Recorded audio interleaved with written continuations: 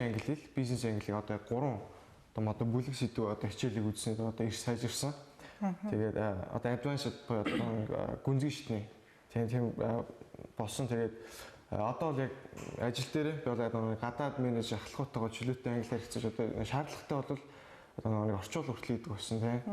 Тэгээд ер нь бол яг энэ зочлохын салбарт болохоор нэг хараад хад англитэй үл одоо нэг өсөж дивжин гэдэг одоо яг энэ дадлагын хугацаанд бас одоо олж шарлаа. Тэгээд тэгээ манай хөтөлбөр нь болохоор одоо харилцааны соёл, одоо оюутны харилцааны соёл, одоо тэр ёс зүйд одоо өндөр шаардлага тавьж одоо оюутан болгоно одоо хандлагын хичээл одоо зааж одоо нэг төлөвшүүлж одоо яаж хүн байх вэ? Одоо хүнтэй яаж зөв харилцах вэ? Гिचлэн одоо гих мэтчлэн одоо зааж сургадаг. Тэгээд дүүний ачаар одоо би тэ дийж ирэхдээ ингээд одоо нэг туршлага одоо хөрөнгөлүүлж байгаа. Тэгээд би өнөөдөр бол дөнгөж дадлагын үетэй одоо надад одоо маш тийм одоо өндөр хариуцлагатай тийм маш ажлыг одоо даалгаж өгсөн. Тэгээд ямар ажил хийж байна? Одоо болохоор pastry десертний тийм pastry bakery одоо десерт нарийн боовны хэсэгт ажиллаж байгаа, дадлага хийж байгаа. Тэгээд яг нөгөө хөтөлбөрийн зүгээс одоо нөгөө нэг зааж сургасан бүхэн богино хугацаанд яг одоо нөгөө сонгосон мэргэжилтэд одоо гарчих боломжийг тийм олгож байгаа. Тэгээд эцэст нь хэлэхэд болохоор анханасаа яг нөгөө олон улсын стандарт одоо шаардлага нийцсэн тийм ихтэй сургуулийг сонгох нь мөнгө санхүү цаг завыг одоо хэм яшуу гэдэг. За биеэрээ мэдэрч байна гэдэг. Манай магсарч анх угаасаа хөтөлбөр сонгохдоо өөрөө яг энэ салбарт дурлаж бүрийг тэгж орж ирсэн оюутан тийм. Тэгэхээр яг өөрөө бүр хүсэж тэмүүлж орж ирсэн болохоор одоо энэ дадлагын хугацаанд илүү гүнзгий ойлгож тий одоо би цаашдаа яах вэ гэдэг нэг зорилго юугаа тодорхойлоход бас их төхөмтэй болдго юм лээ. Тэгээ дадлагын үеэс зарим хүмүүс чинь ерөөдөөс дан хүсээд орж ирж байгаа төөрөөд ч юм уу зөвлөгөөгөөр ороод ирж байгаа хүмүүс байгаа шүү дээ. Тийм хүмүүс дадлагын үед бол илүү дурлах. Өө энэ чи ийм байсан юм байна гэдэг. Тэгэхээр 4 жил би нэг тийм юм сонсчихсан байхгүй нэг хуульч эрх зүйчээр төгссөн. Миний таньдаг өхөн. Би төгсөөд яг ажиллаж эхлэнгүүтээ энэ миний юм биш байсан юм байна гэдгийг ойлгосон. Харин хэрвээ 1-р курсээсээ ч юм уу 2-р курсээс дадлага хийж эхэлсэн бол тэр хүний амьдрал тэр хүний цаг хугацаа ингэж охирохгүй байх байсан шүү дээ. Тэгэхээр одоо яг энэ хөтөлбөрийн ерөнхийдөө ингээд одоо ингээд харж байхад бусад одоо юмтай ингээд харьцуулж харж байхад ерөнхийдөө их зөв яваад байгаа юм байна. Бас нэг оюутнаа утсан хүнээ бодсон юм системээр яваад байгаа юм байна гэдгийг бас хараад байна л та. За тэгээд нэг англи хэлтэй холбоотой гэдэг одоо сууд эрдэнэ оюутныгаа одоо англиар энэ монголоор ярьсан чинь бас англиар нэг яриад Okay,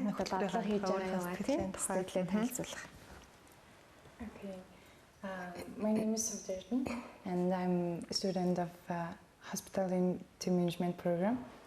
And let me just a little bit talk about why I choose this program. There was many reasons to choose this program, but hospitality and restaurant manager is the most needful profession in the future. Actually, my dream is to work abroad, but not just like physically or manual work. I just want to be hired in better job with high salary, with like by using my international and accepted diplomas. So I see that it's very possible for me to make my dream come true to enroll this program, because it offers us 2 diplomas, and the first one is Institute of Finance and Economics School diploma, and the second one is IFE and the University of Nicosia joint diploma. And those 2 diplomas are accepted in all of the European countries. It means like I'm able to work all of the European countries after I get my degree. So this is the most important reason why I chose this program.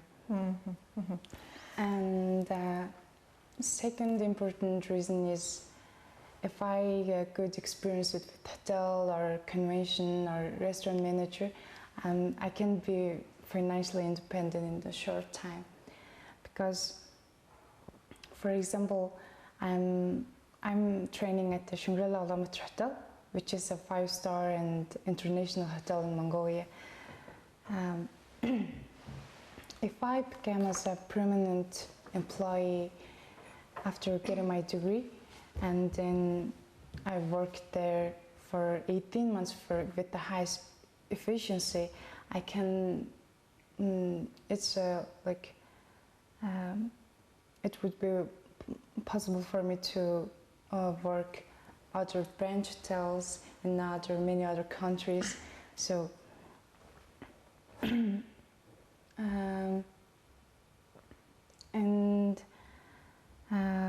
Hotel and restaurant manager is the most required profession in the world market.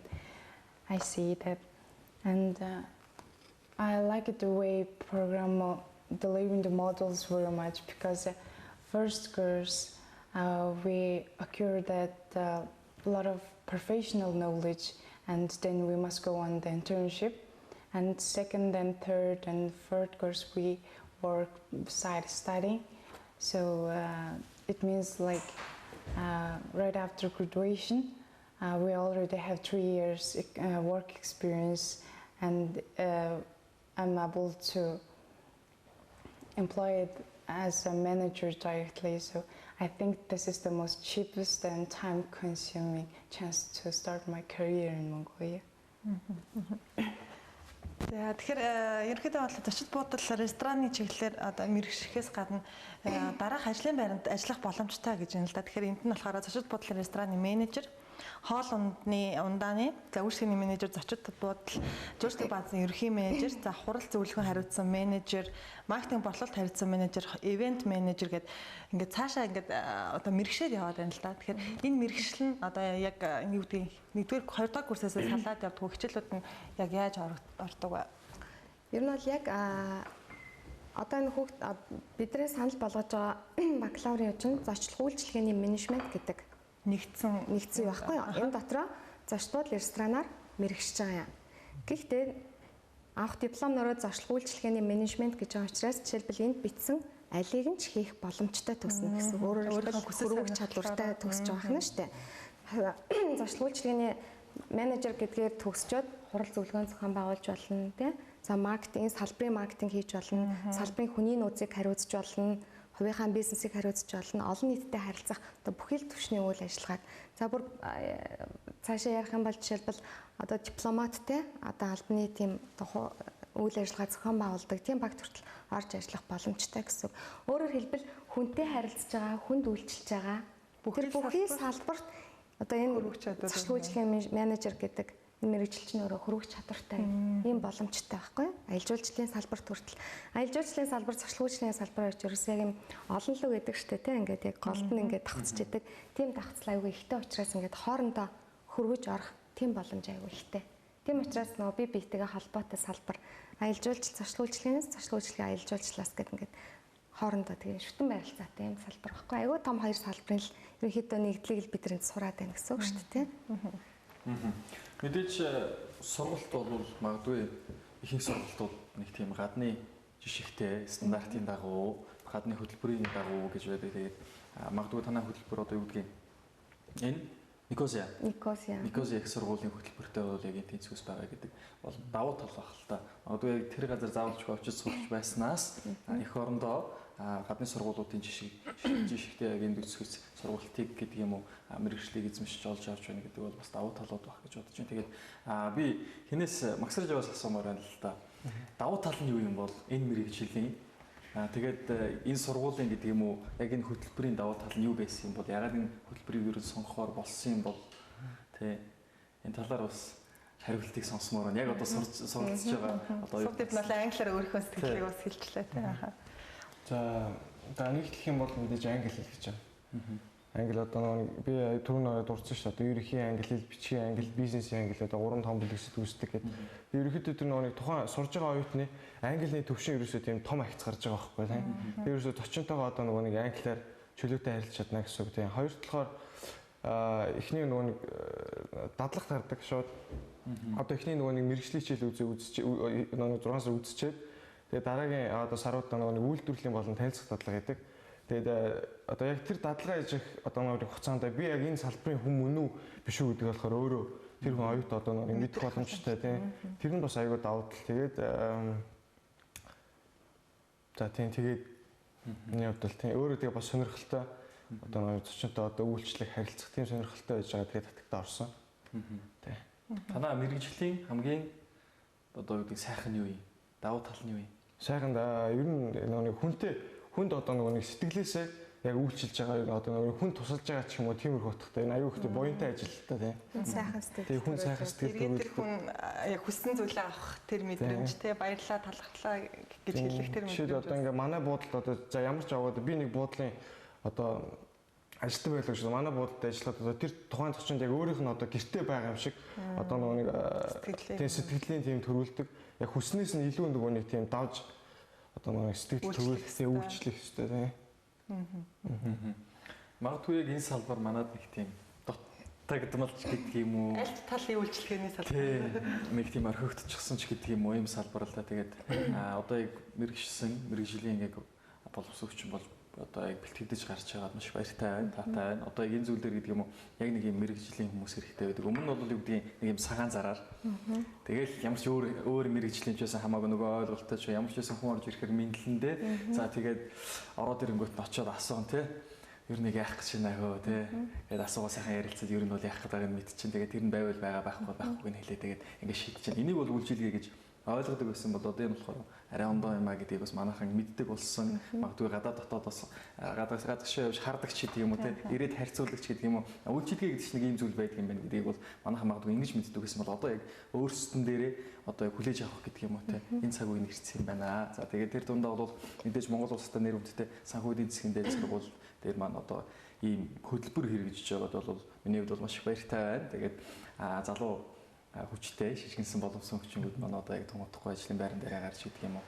За бас ажиллах гэж байгаа маш баяртай байна. Тэгээд үргэлжлээд энэ хөтөлбөр маань ер нь одоо юу гэдгийг 13 оноос хойш эхлээд за төгсөгчтэй гэдэг юм уу хоошоогоо одоо юу гэдгийг өөр нэгэн графикч гэдэг юм уу өөр одоо сургуулиудтай хамтрах гадагшаа дотгошоо явуулах ч байдаг юм уу оюутнуудаа за магадгүй тэтгэлэгч байдаг юм уу ер нь нэг суралцах чаа мэдээж хүмүүс бүгдээрээ тэтгэлэгч гэдэг юм уу хүсдэг. Энэ салбар дээр танаа хөтөлбөр дээр тийм тэтгэлэг байдаг юм болов уу? За мөн тэгээд яг орж бүртгүүлэхийг хүсэх юм бол танаа дээр сурахыг хүсэх юм бол ер нь яг ямар хөө зүйлүүдийг хангасан шаардлагатай байдаг юм бол одоо яг энэ үед бас их сургууль дунд сургуулийн хүүхдүүд манаас ерхий шалгалтаа өгөөд сургуулаа мэрэгчлээ сонгох гээд байж байгаа тийм. Тэр түрүүнд нөө дуртагцсан дээр жоон тодруулга хийж бодож байна л да. Одоо ингээд нэг гадны сургуультай хамтарсан тий. За одоо хамтарсан жишээлбэл хамтарсан хөтөлбөрүүд Монгол зөндөө байгаа штэ. Гадны агуулгаар хийж ин гэд. Тэгэхээр манай хөтөлбөр мэдээж хамтарсан гэдгээрээ давуу боловч хамгийн давуу тал юу гэхээр хамтарсан зөндөө байгаа учраас би тэрийг зур бодитоор авч үзэж байна л да.